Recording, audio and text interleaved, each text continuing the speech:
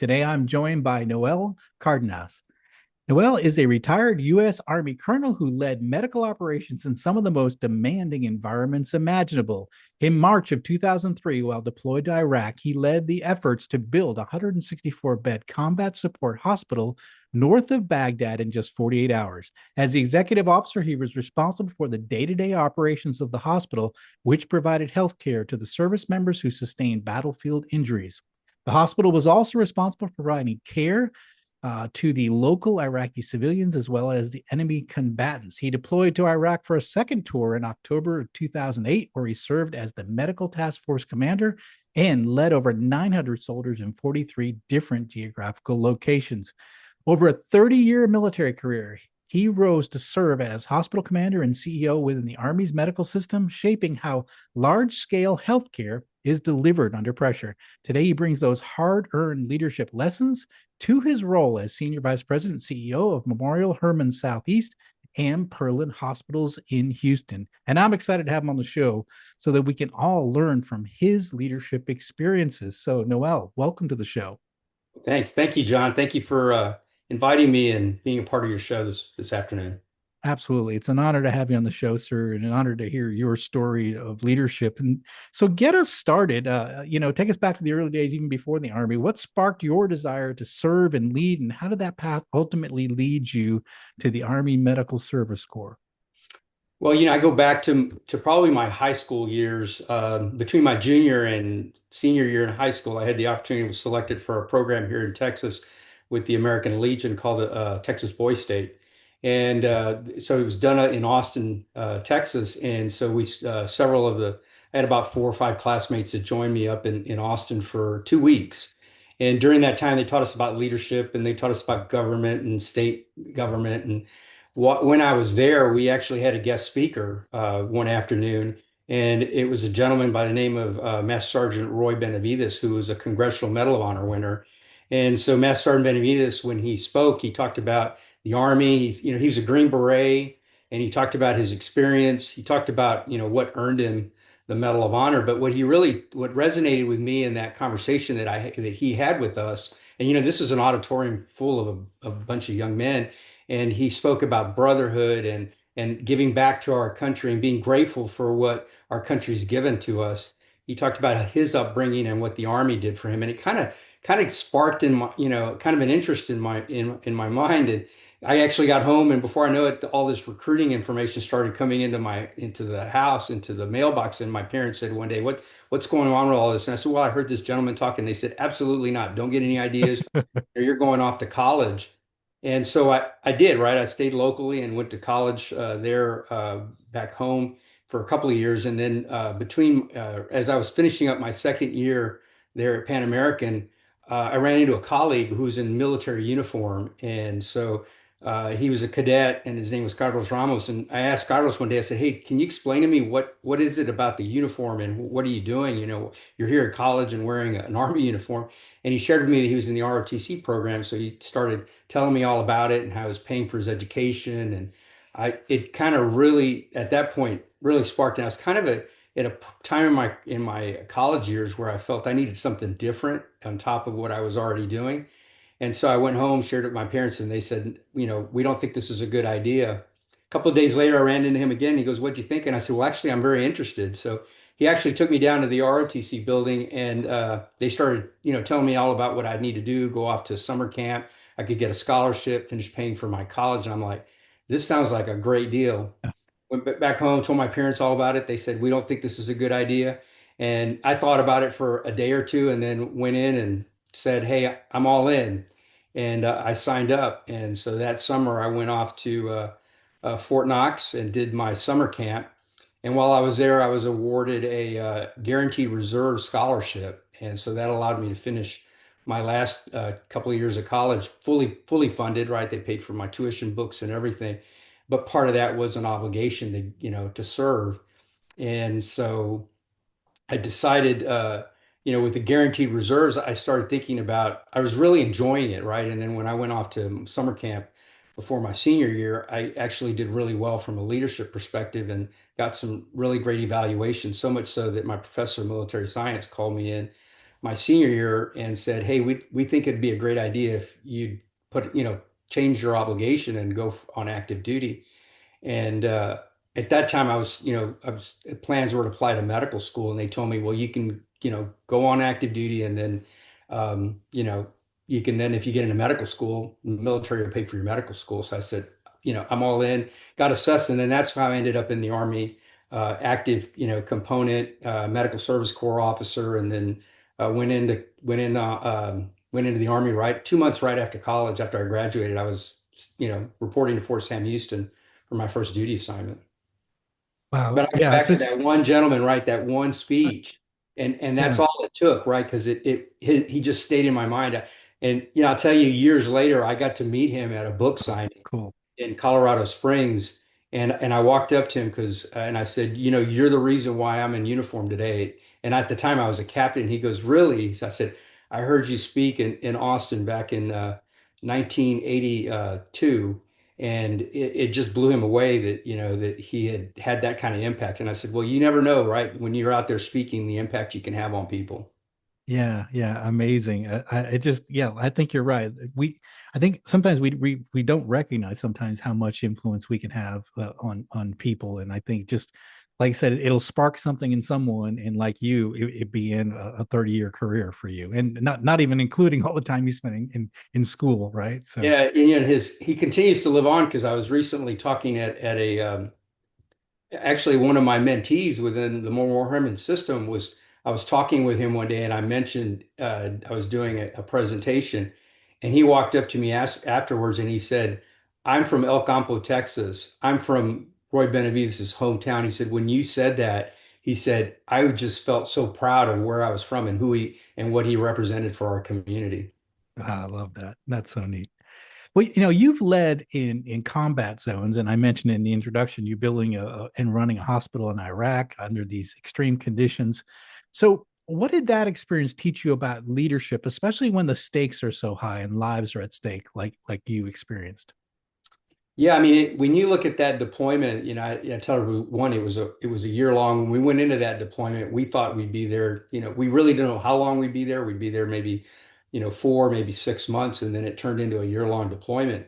There was a lot of lessons learned from that deployment. First of all, I think the biggest thing that I took away from that was resiliency as a leader, right? You've got to be resilient. It wore me down. It was, a year long. I had a lot of responsibility, that running a hospital in a war zone in those conditions, tense. And, one of the biggest challenges we had during that deployment was the generators, right? We had no electrical power, so we ran Yeah. purely off generators for the first part of our deployment. But one of the things that I also learned was is you've got to think ahead and think have make sure you've got vision as a leader to know that I knew that this was not going to be sustainable in how we were operating with that generator power. And so I quickly started working with a team to come up with a permanent solution.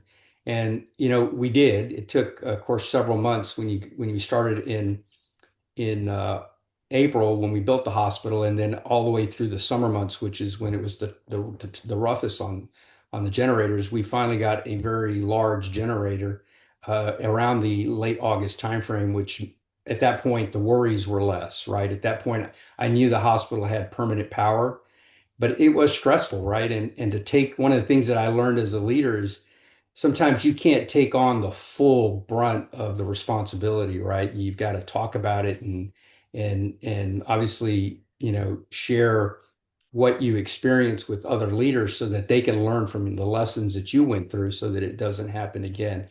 But one of the things that I learned also is you have to have different leadership styles for different types of situations. And I get asked this question so often. It's like, can you tell me what your leadership style is, right? And people want to know, well, are you a servant leader, or are you a authoritative leader, or are you a democratic leader, or how do you lead? And I said, it depends, because what I learned throughout that part of my career is there's times when you've got to use, you first of all you got to be an authentic leader, right? Because people need to see what they're getting. And then two, you've got to be a servant leader. But two, at times you've got to be transformational too. You've got to be thinking ahead and how are you going to transform that mission? And one of the things, biggest learning lessons as well from that deployment was myself and my boss, who was at the time a full colonel, um, Colonel Leaning. And one of the things that he and I started talking to me about was, what do we need to do for long term for this hospital? Because we can't leave this in tents. And so he and I immediately started looking at plans to build a permanent facility there on the air base. And we kind of helped brought a team together and kind of planned all that out and left those plans. And so when I left in April of 2004 and went back to the same base a little over 4 years later, that plan had actually evolved. That's And I interesting. actually was able to, because where I stood when I got off the C-17, I realized the hospital wasn't there any longer. And so when we went to my location, they actually took me by where the hospital was, and it was a permanent facility that had been built there. So there were, I mean, tremendous learning lessons when you get into that type of environment. And I tell every leader is, as you go through these, make sure you document that type of stuff and share it, because that's so important, because it's going to happen again. And at some point, people need to know what you need to do to be successful. Yeah, I like that. I do talk to that about leaders. If you're going through a really rough time or a difficult time, it's like, keep a journal.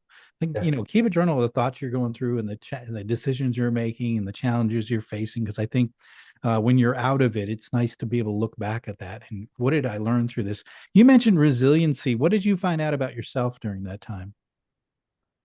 Well, one of the biggest things that I learned was is that I couldn't take it all on myself, because Mm, at a certain point in that deployment, I actually wasn't doing well physically. Mentally, I was there, but physically, it had worn me down.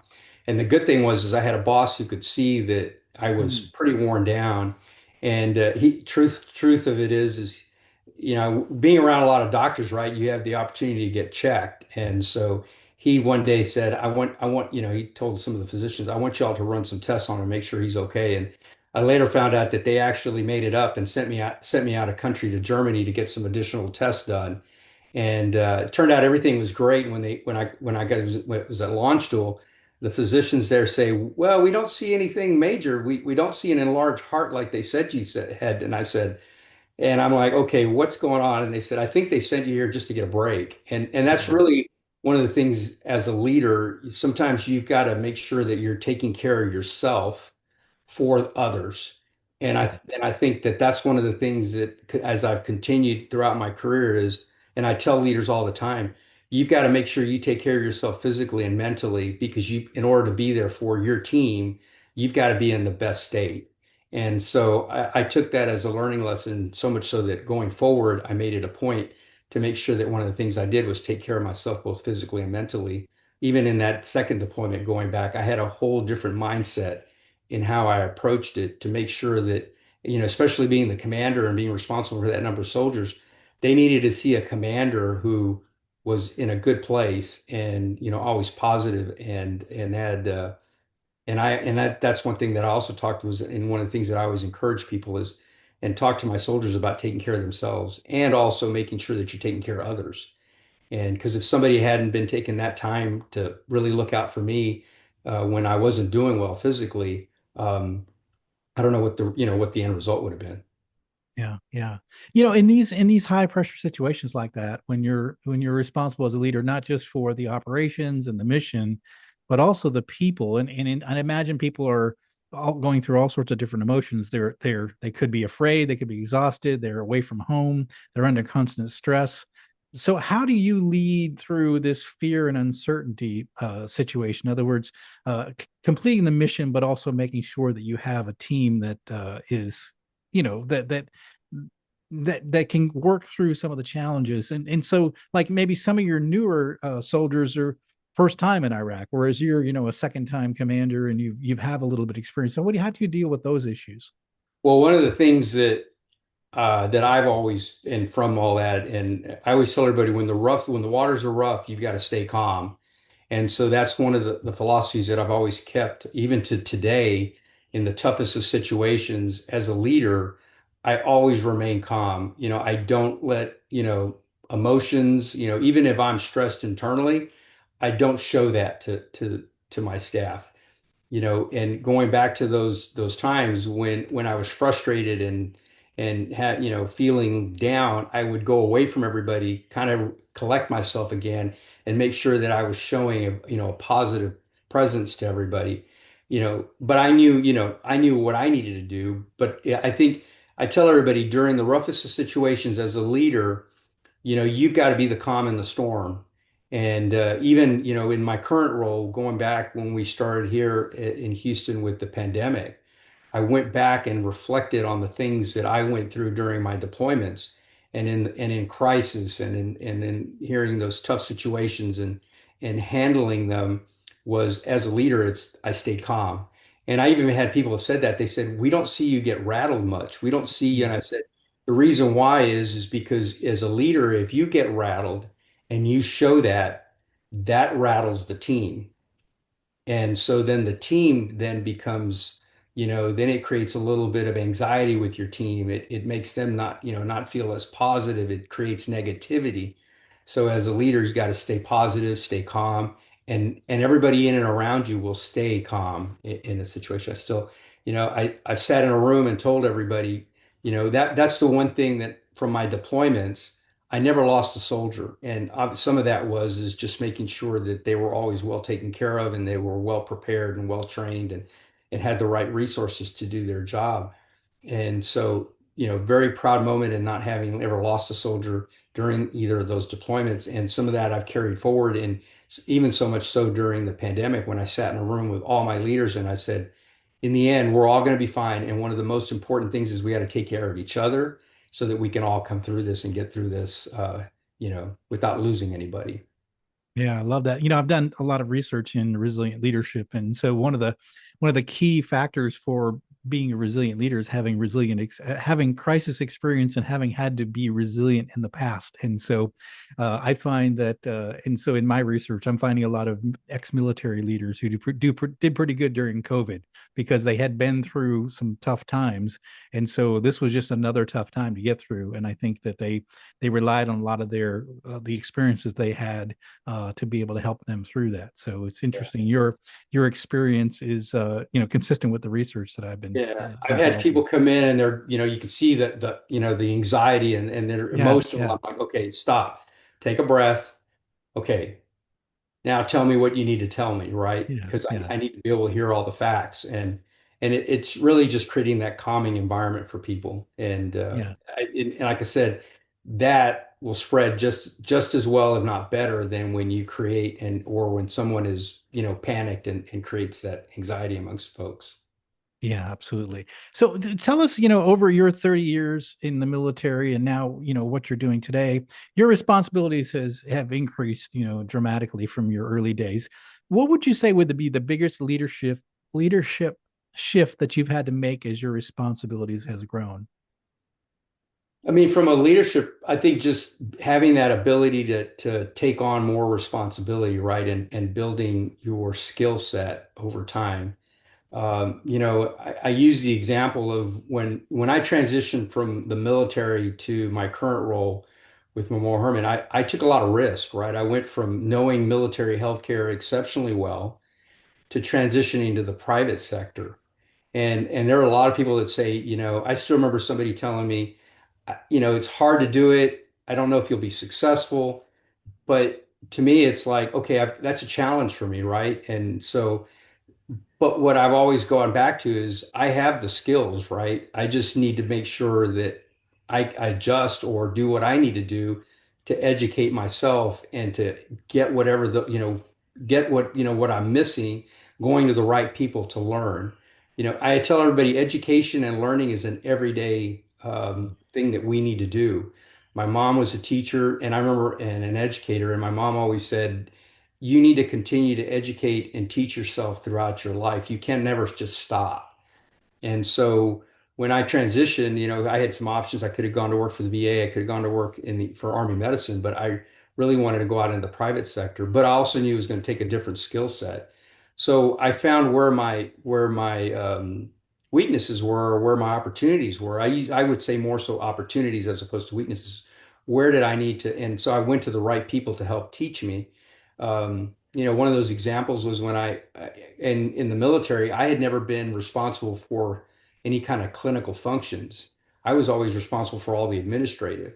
Hmm. My first role with Memorial Hermann, I now had clinical functions underneath me, clinical departments. For example, all the surgical areas were, the cath labs, the other procedure areas fell underneath me, and I knew very little.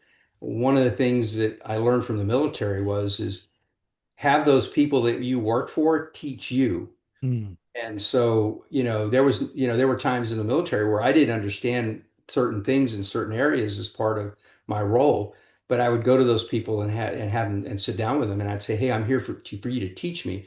I don't need to know how to do your job, but I need to be able to understand enough to be able to lead you, so and to be able to provide that oversight of your area."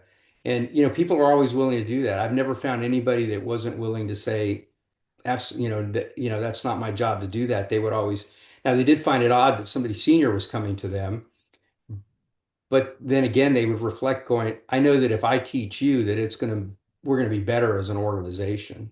So Yeah, I think people sense it when you're faking it. I think that, you talked about authenticity being important. If we don't know something and we try to fake it, I think our people see that. So I think the idea of relying on your experts, especially in areas where you're less knowledgeable, I think it shows. I think people see it as this is a good leader. It's someone who's taking the time to shore up an area they might be weak in. absolutely. And I mean, the one thing you don't ever want to do, aside from being authentic, you don't want your credibility to be questioned, right? Right, right, And there's many times I've sat in a room and I don't know the answers. And I'll be honest with people. I said, look, I don't know the answer to that, but I'll come back to you. Or if I'm sitting in a room and the expert's sitting there, I'll say, well, why don't we ask, Mary, for example, or Beth, because she knows that area and she can provide the answers that you need. And I've never seen that as not being, in a negative way. It's that it's not my area of expertise, but I have the people in the room that are there. And I do walk away from that saying next time I need to be better prepared for the situation. But whenever you have somebody, because if you have the expert sitting in the room, they're going to think in their mind, all he or she had to do was ask me, and right, I had the answer right there for them, right. as opposed to having to later on come back and give it to them. The other part of it too is you're getting them the credit in what they do day to day, and that they're the people that you can count on. Plus, that's their area. Why not let them share the information and the knowledge that they know? Yeah, that makes so much sense. Well, one thing you say that character is the foundation of leadership, and so I'm just curious about that. How has that shaped you in terms of your Army career, and how have you taken that into the civilian sector? Yeah, I go back on the character piece, and I go back to a mentoring session that I had back in 2008. I was very fortunate in 2003 that I had the opportunity to meet Lieutenant General Ricardo Sanchez, who at the time was responsible for all the forces in Iraq. He had visited our hospital. We had a connection because we were both from the same area down in South Texas, and there was also a connection between his mom and my wife's aunt. So when we found that out, he's like, we made a great connection. So I fast forward, almost 5 years later, and we're sitting at a McDonald's for 3 hours in my hometown Wow. and having a mentoring session. And he shared a lot. He was now out of the military. He'd written a book, and he was sharing with me pieces of his book. And one of the things that, a couple of things that they were the takeaways. One, he did tell me he knew I was deploying again, and he said, "You owe it to your soldiers to make sure that you never send them into combat untrained, unprepared, or unequipped." He says, you've got to make sure that they have all the resources that they need to be able to do their job. He said, if you don't do that, you're failing them. So from that day, I've always taken that forward in making sure that my team is well prepared, trained, and equipped to do what they need to do. If they don't have that, I won't ask people to do it. The other thing that he shared with me was you always need to make sure you're honest, and integrity has got to be at the top of your list. He said, because the minute that if you lie about something, he says, I guarantee you one person knows. And Yeah. if one person knows, everybody knows. And he said, so don't ever put your integrity or your character, at risk. And so I've always kept that, going forward, being honest, And one of the things that I started to see in the last couple of years in the military was, what I saw early in my career was everybody was so focused on, the competency of people. Are they extremely competent, right? And they're good at their job. And these people were getting promoted in the military, but they had character flaws. Mm, And what people were doing was, if this person's making me look good, I'm okay with them having this issue, right? I'll look the other way. Well, as I was, the last couple of years I was leaving the military, it was flipping where, they wanted people who had strong character over the competency. Now you got to have both. If you have both, then you got the perfect formula as a right, leader. right. But you can never outweigh, competence over character. Character's got to come first. And so it's something that's always stuck with me in that character comes first. And obviously, me being able to do my job is important and being competent at it. But that's where I've always made sure that the character piece is there at the forefront. I things like, I'll give you an example. Somebody sent, from my organization, they bought flowers for my wife on her birthday and they sent them here to the house. And I thought the people had taken a collection and sent my wife flowers for her birthday. Well, later on, I found out that the hospital had actually paid for them. And so when I got the bill and they wanted me to approve the bill, I'm like, wait a minute. I thought people had, and they said, oh, no, no, the hospital pay. I said, no, no, no, the hospital doesn't pay for these flowers. I will pay for these flowers because that's not, Yeah, if the optics of that is terrible, right. and I'd never want anybody to know that somebody sent a $200 bouquet of flowers to my wife for her birthday from the hospital. It just wouldn't come across, very Yeah, positive. yeah.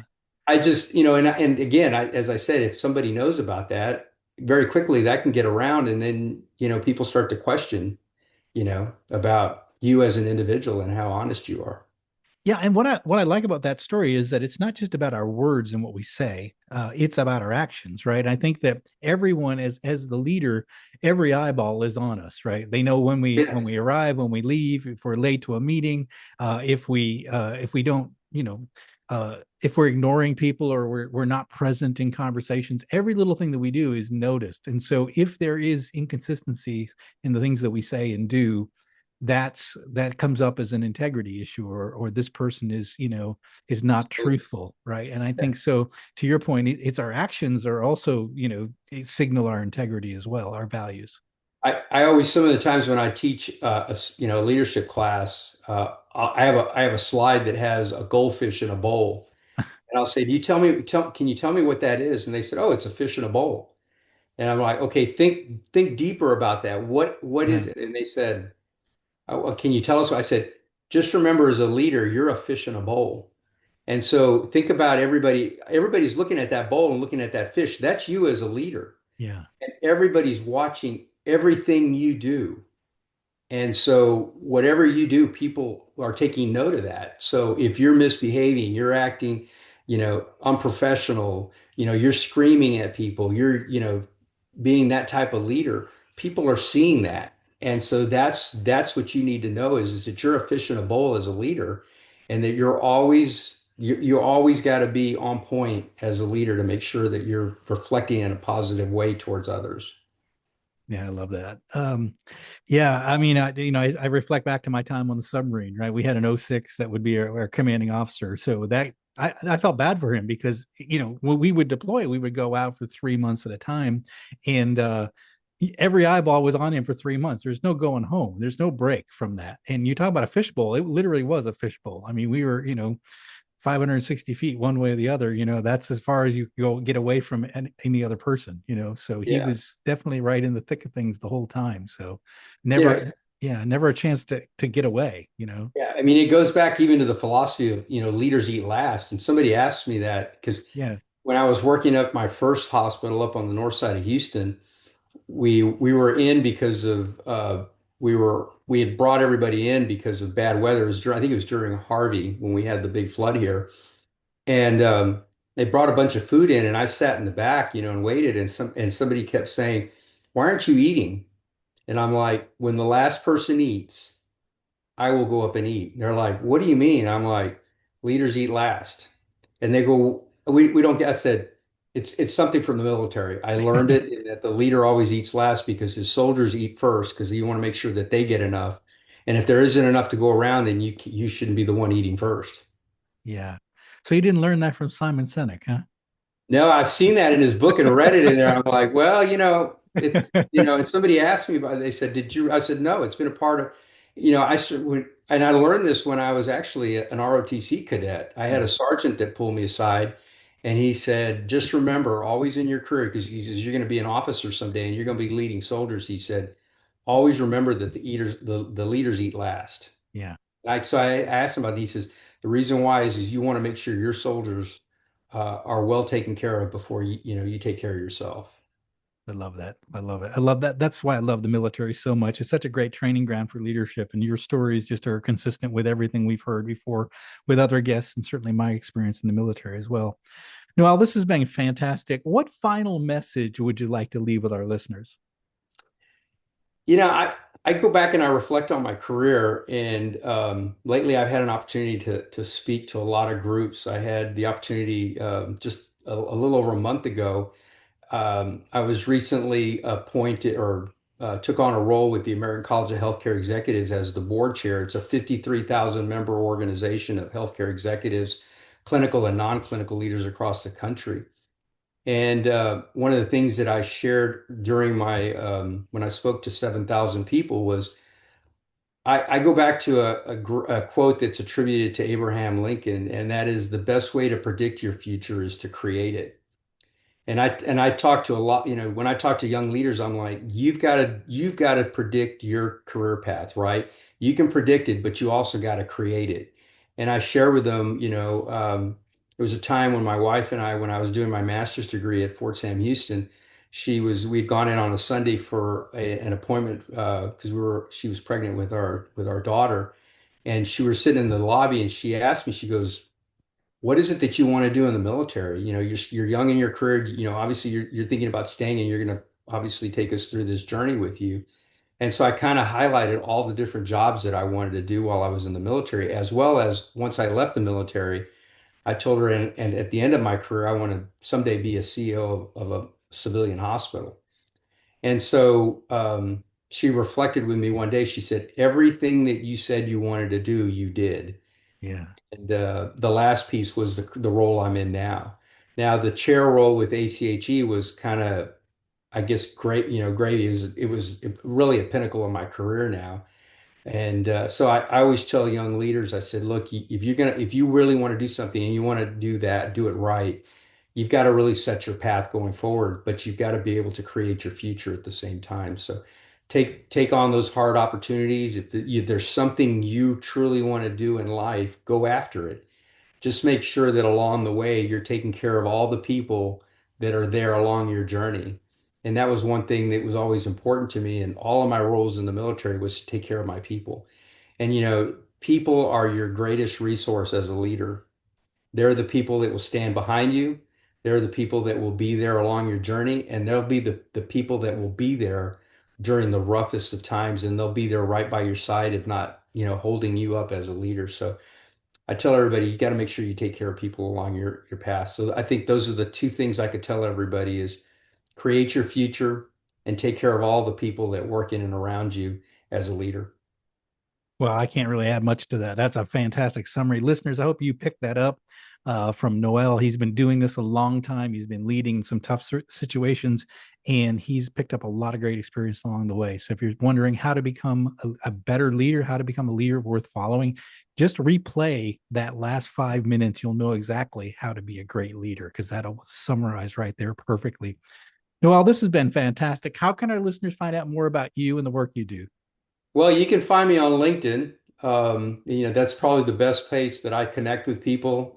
Lately, I've been getting a lot of people connecting with me because of my role with ACHE. You can also, that my profile is on the ACHE website. It's ache.org. It's got a full story in there. It tells a little bit more about my journey and my career. So those are probably the best ways to learn more about me and obviously connect with me. Fantastic. We're going to put links in the show notes for all of Noel's resources. And again, if something from this conversation really stood out, maybe you got a question for Noel. Maybe you want to have him come talk to your organization. He is available. He's willing to answer questions, and we're going to put the links out there for it. But again, hopefully you took a lot from this conversation. I know I have. It is great to hear from someone who spent so many years leading people in some really tough situations and to come away with such powerful lessons. So, Noel, I want to thank you for coming on the show and thank you for sharing your leadership journey. Well, thank you for having me, John. Well, thanks again. Well, that's it for today. Thank you for listening to Deep Leadership. If you like this podcast, please subscribe and share so we can continue to build a world with better bosses. Until next time, this is John Rennie saying take care and lead well.